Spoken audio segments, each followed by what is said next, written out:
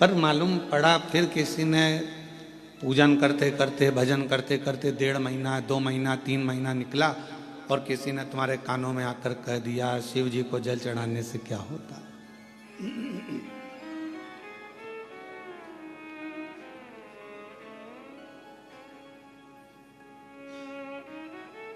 आप तो गलत संगत में पड़े हुए हो, गलत विचारों में पड़े हुए हो, गलत संगत में पड़े हुए हो, गलत भाव में पड़े हुए हो, तो शिव कैसे रीझेंगे। फिर कोई आया, किसी ने आके फिर कह दिया, फिर आके किसी ने आकर कह दिया कि ये तुम गलत करे इसलिए परमात्मा का भजन ना करो। कानों में शब्द पढ़ते जाते हैं और मन भटकता जाता।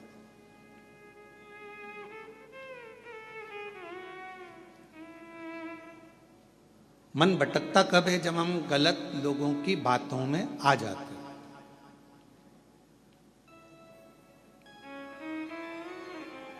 हम गलत विचारों में जब पढ़ने लगते हैं, गलत सोचने लगते हैं, गलत सुनने लगते हैं, गलत श्रवण करने लगते हैं, गलत सुनने लगते हैं, गलत लोगों की संगत में आकर, गलत लोगों के विचारों में आकर हम परमात्मा की शरणागति छोड़ देते हैं।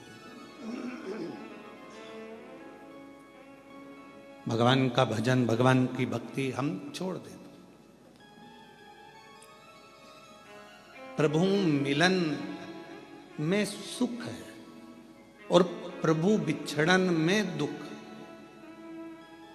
जितना हम परमात्मा के करीब में जाते जाते हैं उतना उतना हमारे जीवन में लोग कहते हैं हम भगवान का इतना भजन करते हैं, हम इतना स्मरण करते हैं, हम इतनी पूजन करते हैं, हम इतनी आराधना करते हैं, हम इतना मंत्र जाप करते हैं, नाम जाप करते हैं, उसके बाद भी हमारी जिंदगी में दुख क्यों आता है।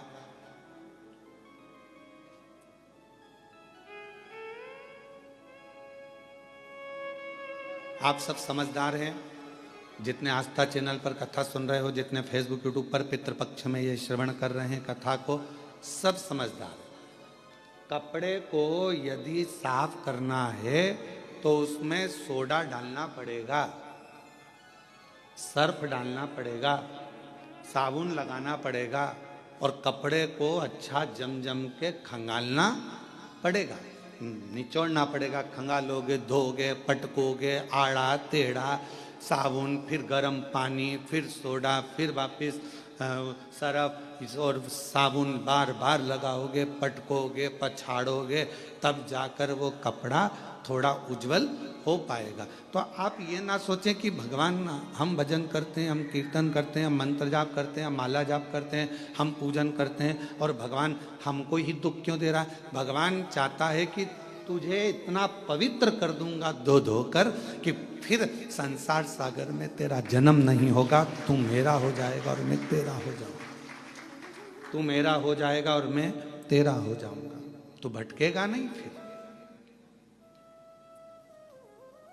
और मैंने तेरे ही भरोसे बाबा, तेरे ही भरोसे हवा बिच उड़ती जावांगी, बाबा डोर हत्तो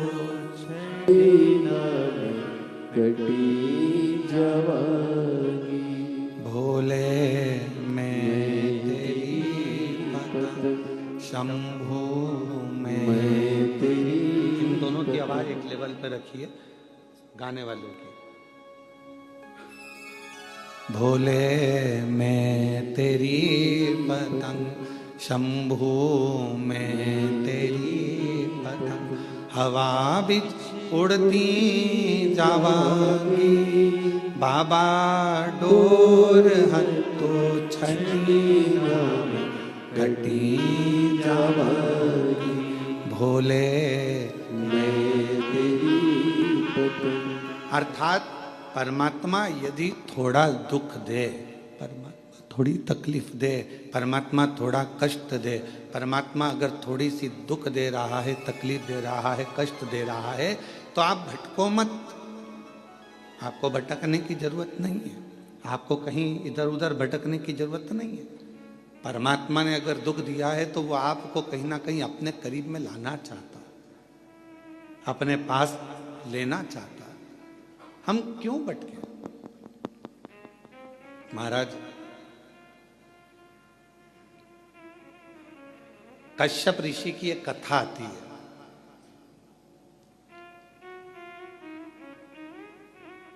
कि कश्यप बाबा, कश्यप ऋषि 12 ज्योतिर्लिंग का नित्य प्रति स्मरण करते थे।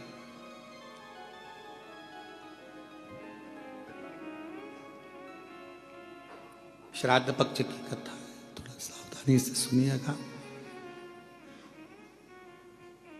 श्राद्ध पक्ष की कथा है, थोड़ा सावधानी पूर्वक स्मरण करिएगा और अपने जीवन में उतारने का प्रयास करिएगा। जितने भी आस्था चैनल पर सुन रहे हो, चाहे फेसबुक यूट्यूब पर सुन रहे हो, चाहे इस कथा के पंडाल में बैठकर सुन रहे हो, कश्यप बाबा 12 ज्योतिर्लिंग का स्मरण करते हैं। पर कभी उन्होंने अपनी जिंदगी में पार्थिव पूजन करा, हर बार 12 ज्योतिर्लिंग का स्मरण करा, पार्थिव पूजन करा, पर कभी उन्होंने 12वां ज्योतिर्लिंग नहीं बनाया। अर्थात 11 ज्योतिर्लिंग बनाते थे और 12 ज्योतिर्लिंग उसमें बनाते ही नहीं।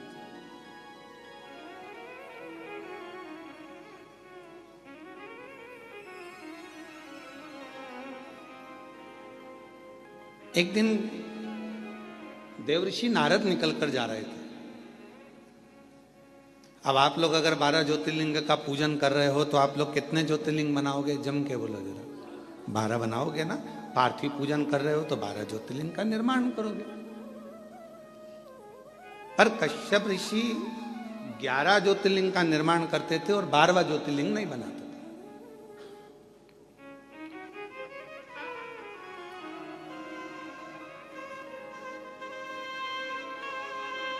देवऋषि नारद का आगमन हुआ और देवऋषि नारद का आगमन हुआ और देवऋषि नारद ने आकर पूछा कि कश्यप बाबा एक बात बताओ, आप जो ये ज्योतिर्लिंग का निर्माण करते हो, ज्योतिर्लिंग बनाते हो, तो इसमें 11 ज्योतिर्लिंग बनाते हो, 12वां ज्योतिर्लिंग क्यों नहीं बनाते?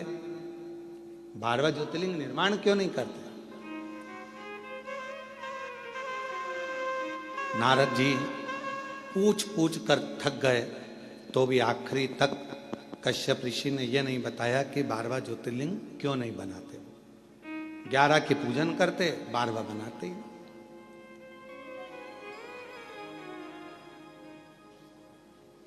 अब समय बीता,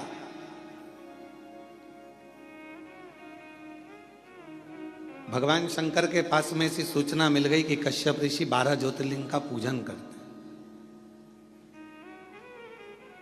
पर ज्योतिर्लिंग बनाते कितना है? जम के बोलो जरा। 11। और पूजन कितने ज्योतिर्लिंग की कर रहे हैं?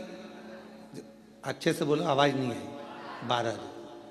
तो जब 11 ज्योतिर्लिंग का आराधना कर रहे हैं, 11 ज्योतिर्लिंग का निर्माण कर रहे हैं, तो 12 ज्योतिर्लिंग का पूजन का फल कैसे मिले? कैसे प्राप्त हो? तब पार्वती जी एकदम रुष्ट होकर बैठ गई और पार्वती जी शिव जी की आराधना करने लगी। भोलेनाथ जी ने पूछा, पार्वती तुम रुष्ट क्यों? यहां पर एक लाइन बड़ी सुंदर आई है कि पार्वती जी रुष्ट होती हैं तो शिव जी की पूजन करती हैं।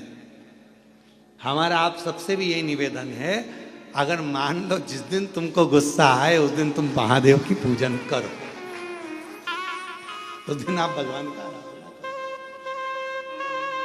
पर उल्टा होता है, जिस दिन रुष्ट होते हो ना, उस दिन तो तुम इतना बोलते हो, इतना बोलते हो, इतना बोलते हो कि जो पहले का करा धरा है ना, उस पर भी तुम लोग पानी फेर लेते हो, वो भी पूरा सत्यानाश मिला लेते हो, उसको भी नाश कर देते हो।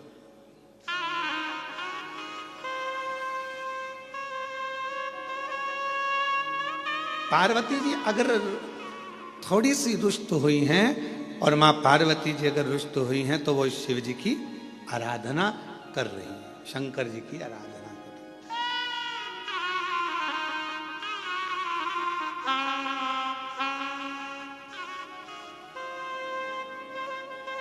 और मैंने तेरे ही भरोसे बाबा तेरे ही भरोसे। मेरा सासुओं से भी निवेदन है, बहुओं से भी निवेदन है, बेटाओं से भी निवेदन है, बाप से भी निवेदन है, भाऊ से भी निवेदन है, और घर में रहने वाले हर व्यक्ति से निवेदन है कि पार्वती के संवाद का स्मरण करना।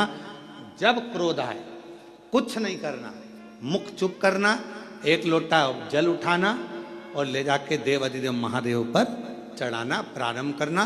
थोड़ी देर बैठना, हाथ में माला पकड़ना, नहीं पकड़ो तो प्रेम से मोबाइल को किनारे रखना और हृदय पर हाथ रखकर श्री शिवाय नमस्तुभ्यं, श्री शिवाय नमस्तुभ्यं, श्री शिवाय नमस्तुभ्यं, श्री शिवाय नमस्तुभ्यं। हृदय से अपने मन से भगवान को पुकारना प्रारंभ करो, भाव से पुकारो उसको। झगड़ा कर भी लोगे, सास अपशब्द कह देगी, बहू अपशब्द कह देगी, दोनों ने अपनी आड़ी टेढ़ी बातें कह दी, होगा क्या इसमें महाराज? इसमें एक दूसरे से संबंध दूर बनते चले जाएंगे, टूटते चले जाएंगे। इसलिए जितना मौन रहोगे, शांत रहोगे, उतने अपने जीवन का आनंद पाओगे, उतने अपने जीवन को प्रसन्नता के भाव में लेकर जाओ।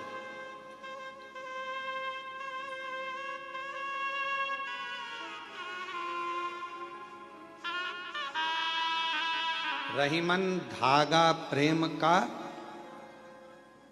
टूटे गांठ पड़ जाए। प्रेम का धागा जब टूटता है तो उसमें गांठ लग जाती है, और गांठ लग जाती है तो फिर वो गांठ जब भी खुलेगी, अर्थात दो हिस्से में ही रहे।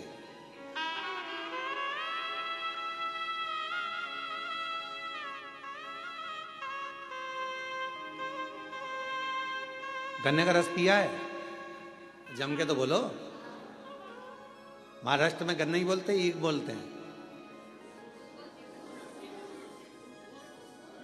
ऊस, अच्छा अच्छा, वो मूस नहीं बोला। अब मराठी में उसको ऊस कहते हैं, तो जो हमारे उधर गन्ना कहते हैं, शुगर कहते हैं, है?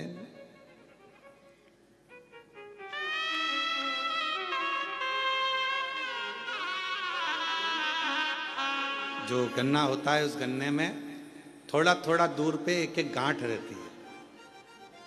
गन्ने के पूरे भाग में मिठास होता है, पर जहां गांठ होती है ना उसकी, उसमें मिठास नहीं होता, उसमें रस नहीं होता।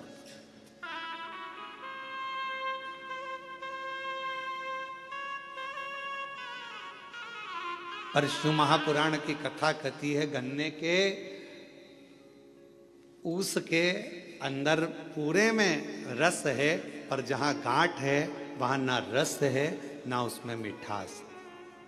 पर एक बात याद रखो, जब कोई गन्ने के रस में बहुत डूब जाता है ना, तो उसको गांठ में भी रस आना प्रारंभ हो जाता है, और उसमें भी उसको मिठासता नजर आना। और जितने आप बैठे और हम भी बैठे हैं, हमने भी बचपन में खूब गन्ना छिल छिल कर खाया, पर जो गठान का छिलका था उसको खाते थे, जब गन्ने के रस में इतने डूब जाते थे कि उस गांठ में भी रस आना चालू हो जाता। और तुमने भी खाया होगा ये पक्का। ऐसा हो नहीं सकता कि तुमने गांठ छीली हो और उसको मुंह में नहीं लिया, उसमें रस मिला। तो कहा, यदि परिवार में एक दूसरे को मिलकर चलना है और उसमें अगर रस आ रहा है, तो फिर एक निवेदन है, कभी विवाद की, कभी द्वेष की अगर गांठ पड़ भी जाए, तो उसको भुलाते हुए उस रस में डूबने का फिर प्रयास करना, और उस गठान को, उस गांठ को एक साइड पटकने का प्रयास करना, एक साइड। परमात्मा की भक्ति में डूबो, परमात्मा के भजन में डूबो, स्मरण में डूबो। पार्वती जी रुष्ट हो गई, भगवान शंकर की पूजन करने बैठ गए। और कहते हैं जितनी रुष्टता में भगवान का भजन हो पाता है, उतनी एकाग्रता जब रूठने के बाद जब आप लड़ाई कर लेते हो, एकदम तुम देखना बहुत तेज सुनामी लहरें चली, बहुत तेज बारिश हुई, खूब तेज हवा चली, एकदम बवंडर मचा, और उसके बाद जो शांति होती है, इतनी शांति कि लगता है अभी थोड़ी देर पहले तो हमने देखा था कितना बवंडर था, इतना विवाद था, और अब एकदम शांति हो, एकदम शांति।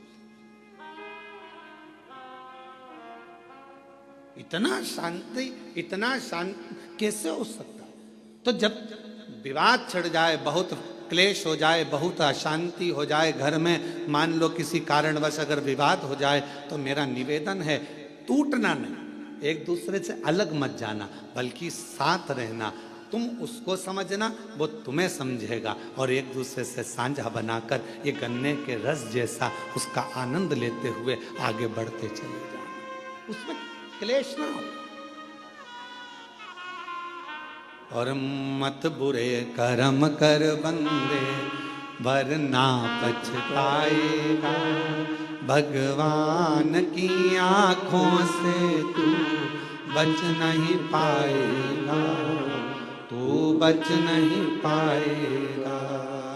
अरे ओ अज्ञानी मत कर नादानी, अरे ओ अज्ञानी मत कर नादानी, तेरे कर्म का फल भी तू ही पाएगा, जैसा किया तूने तेरे आगे आएगा।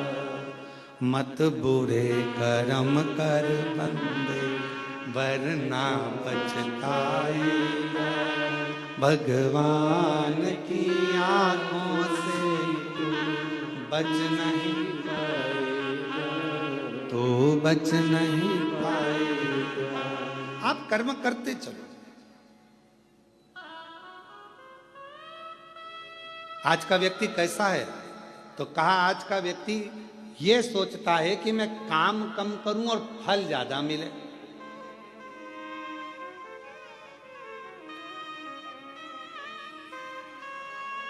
नारखेड़े जी, आपने भी बड़ी मेहनत करी होगी, पाटिल जी आपने भी बड़ी मेहनत करी होगी, और जितने यहाँ पर मेरे भाई बैठे हैं, जितने भी भाऊ बैठे हुए हैं, मैं आपसे निवेदन करूं, आपने भी अपनी जिंदगी में बहुत मेहनत करी होगी।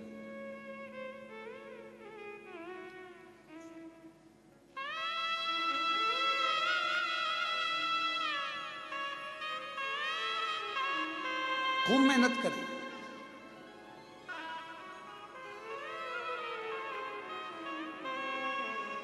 पर जो मेहनत से मिला वो टिकता है, जो तुरंत आया वो तुरंत चले जाता है।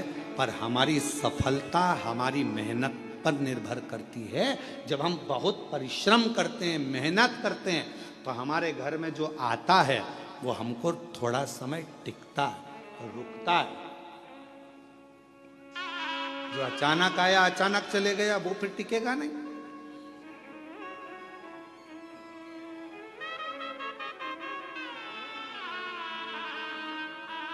और मेहनत कर कर जो सुख मिलता है ना, वो सुख दूसरा ही है।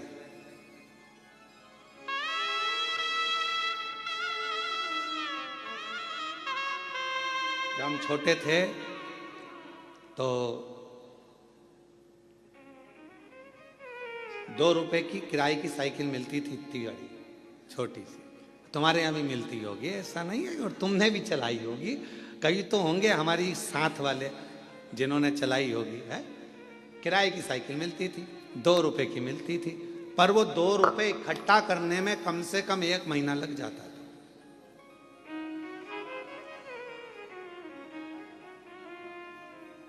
हितेश, तेरे को तो मालूम ही नहीं होगा बेटा। मालूम है क्या तेरे? अच्छा, ठीक है।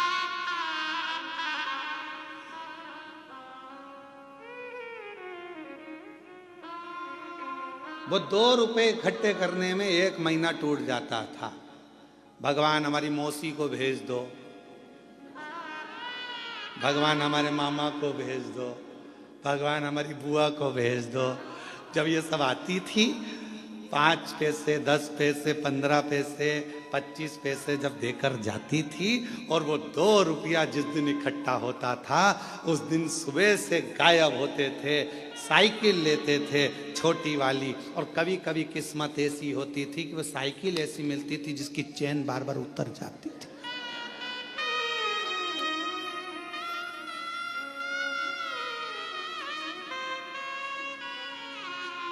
और साइकिल लेके अब बताओ, साइकिल वाले की साइकिल दम अपनी लग रही है, मेहनत अपनी हो रही है, घूम अपन रहे हैं और सब देख रहे हैं, और यहाँ भगा वहां भगा, हाँप रहे, पर वो टाइम देख रहे, 5 बजे देना है वापिस, 5 बजे ही निकल पहुंचते थे, बिल्कुल लगे लगाए समय पर, एकदम 5 बजने वाला है तब अपन पहुंच के वो साइकिल देकर आते थे। तब तक पूरे थक जाते थे, एकदम चला कर वो 2 रुपए पूरे वसूल कर लेते थे। और फिर मम्मी पूछती थी, बेटा वो देकर गई थी 15 पैसे, 10 पैसे, 20 पैसे, 25 पैसे, तो उसकी तो मैं साइकिल चलाए आया, क्या मिला तुझे? तो मम्मी बहुत मजा आया, आनंद आया, खुशी मिली, आनंद मिला। इतनी मेहनत जो करी है ना, तो ये मेहनत कर कर जो सुख मिला है, उसके आगे सब शून्य है, सब शून्य।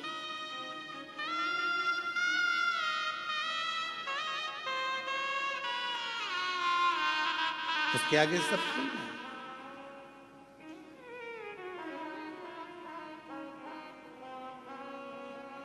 और कभी कभी जो मेहनत के बिना मेहनत के मिल जाता था, वो कहीं ना कहीं गिर जाता था। एक बार हुआ ऐसा हमारे साथ भी, तुम्हारे साथ भी हुआ होगा।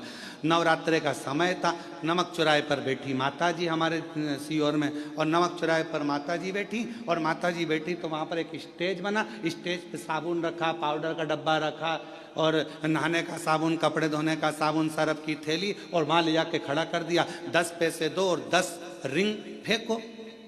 तुमने भी फेंके होंगे ऐसे गोले गोले रिंग। अब परंतु वो इतने साल हो गए, उसमें एक साबुन नहीं आया, और एक दिन साबुन अगर आ गया तो साबुन को खुशी खुशी लेकर जा रहे थे, और मालूम पड़ा कि वो साबुन रखा था जेब में, जेब थी फटी और साबुन पूरा गया गिर।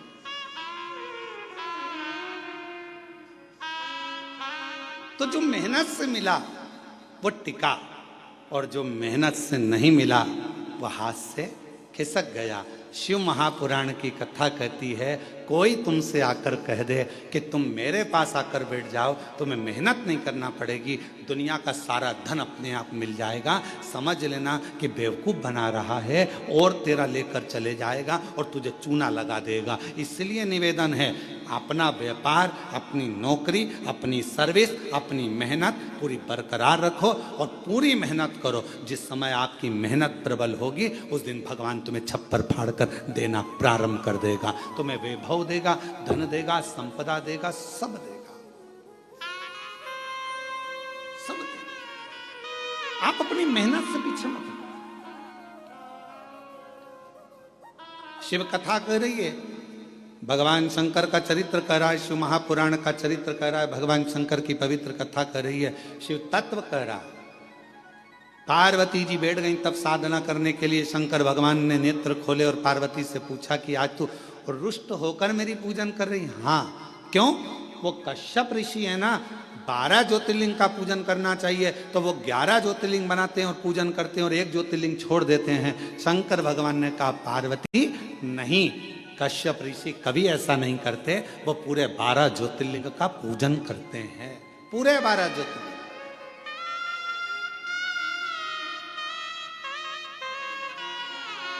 चलो जरा देख के आओ। पार्वती जी ने शिव जी को लिया साथ, और चलो जरा देखो, मैं बताती हूँ तुमको 11 ज्योतिर्लिंग बने। और कश्यप ऋषि का रोज का नियम था, ज्योतिर्लिंग बनाते और पूजन करते पार्थिव लिंग। चलो अभी दिखाती हूँ। और ले गए, जो सामने देखे तो 11 ज्योतिर्लिंग बने थे। शिव जी को पार्वती जी करेंगे, देखो 1 2 3 4 5 6 7 8 9 10 और 11। अब शंकर भगवान बोले, अभी रुक मैं गिन के बताता हूं, देख 1 दो तीन चार पाँच 6 7 8 9 10 11 12। पार्वती जी बोली, क्यों मुझे पागल बना रहे हो प्रभु? अब तुम तो शिव जी हो ना, तो तुम अपने आप को क्यों गिन रहे हो? तो भगवान शंकर बोले, 12 ज्योतिर्लिंग की पूजन कर रहा है। पूछो कश्यप ऋषि से। बाबा कश्यप ऋषि के सामने प्रकट हो गए। कश्यप बाबा ने देखा आज तो भगवान प्रकट हो गए। जब जब ये उलझन होती है ना, जब जब झगड़ा होता है, जब जब कोई विवाद उत्पन्न होता है, जब जब कोई क्वेश्चन आता है, जब जब कोई प्रश्न आता है, जब जब कोई बवाल मचता है, समझ लेना उसमें कोई ना कोई मंथन होकर कुछ निर्णय निकलने वाला।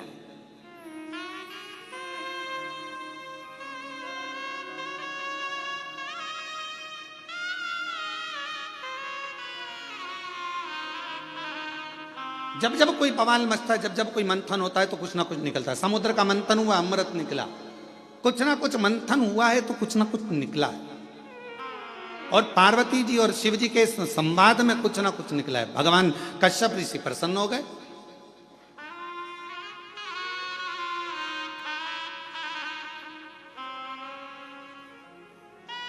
और मंथन में कुछ ना कुछ निकलना जरूरी भी है। एक प्रसंग बड़ा सुंदर है महाराज जी।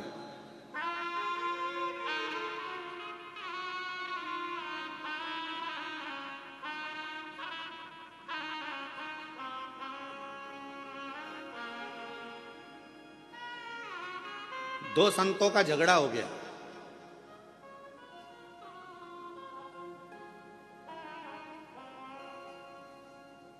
और आपस में दोनों झगड़ लिए। अब दोनों झगड़ लिए तो एक था राम जी का भक्त और एक था हनुमान जी का भक्त। और दोनों में छिड़ गया विवाद। हनुमान जी ने राम जी से कहा, प्रभु दो संत लड़ रहे हैं आपस में, अब तुम क्या कहोगे? राम जी बोले, कहना क्या है, अब इन दोनों को प्रमाणित करने के लिए अपन दोनों को जाना पड़ेगा। जब जब संत झगड़ते हैं, साधु झगड़ते हैं, सन्यासी झगड़ते हैं, तपस्वी झगड़ते हैं, आपस में जब कोई भगवत प्रेमी आपस में झगड़ते हैं, तो उसका निर्णय करने के लिए स्वयं परमात्मा को बीच में आना पड़ता है और परमात्मा को निर्णय करना पड़ता है।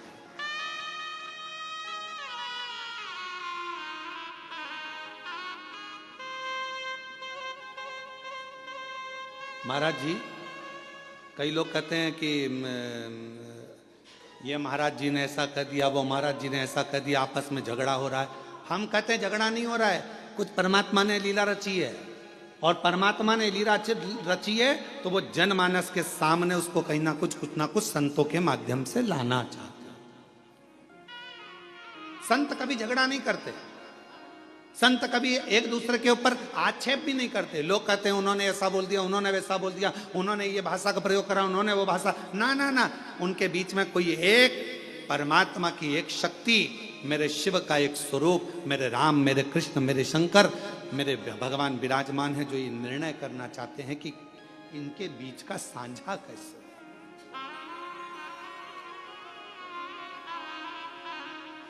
पार्वती जी बोली, तुम गलत गिन रहे हो। शिव जी बोले, तू गिन ले। फिर पार्वती जी ने गिनती लगाई, 1 2 3 4 5 6 7 8 9 10 11। शंकर भगवान से पार्वती जी बोली, ये तो 11 है। शिव जी बोले, देख मैं वापस गिनता हूं, 1 2 3 4 5 6 7 8 9 10 11 12। फिर पार्वती जी बोली, तुमने फिर अपने आप को गिन लिया। शंकर भगवान बोले, कश्यप ऋषि से पूछ ले कि कश्यप बाबा, तुम ये 11 शिवलिंग बनाते हो कि 12 शिवलिंग बनाते हो? कश्यप बाबा से पूछा पार्वती जी ने कि कश्यप ऋषि, तुम इतने बड़े ऋषि होकर तुम्हें 12 ज्योतिर्लिंग का निर्माण करना चाहिए, 12 पार्थिव लिंग बनाना चाहिए, उनकी आराधना करना चाहिए, और तुम 11 पार्थिव की पूजन कर रहे हो, 11 लिंग की पूजन कर रहे हो और 11 लिंग की पूजन करते हो? ये कोई अच्छी बात है? करना है तो 12 की करो। इतने में कश्यप ऋषि ने कहा, माँ मैं 12 ज्योतिर्लिंग की पूजन करता हूं, आप ना मानो तो देख लो कहाँ है 12 ज्योतिर्लिंग। कश्यप जी ने कहा, 1 2 3 4 5 6 7 8 9 10 11 और कश्यप जी बोले 12। कश्यप जी ने खुद अपने हृदय पर हाथ रख लिया और कहा 12। कश्यप जी कहते हैं, माँ ये 11 ज्योतिर्लिंग तो नजर आते हैं, पर 12वां जो ज्योतिर्लिंग है घृष्णेश्वर महादेव, वो हर व्यक्ति के दिल में नजर आता है।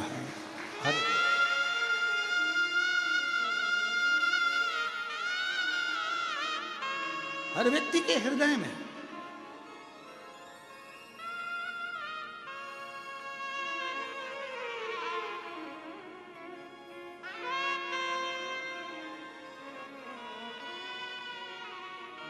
बारहवां ज्योतिर्लिंग एक ऐसा ज्योतिर्लिंग है घृष्णेश्वर महादेव।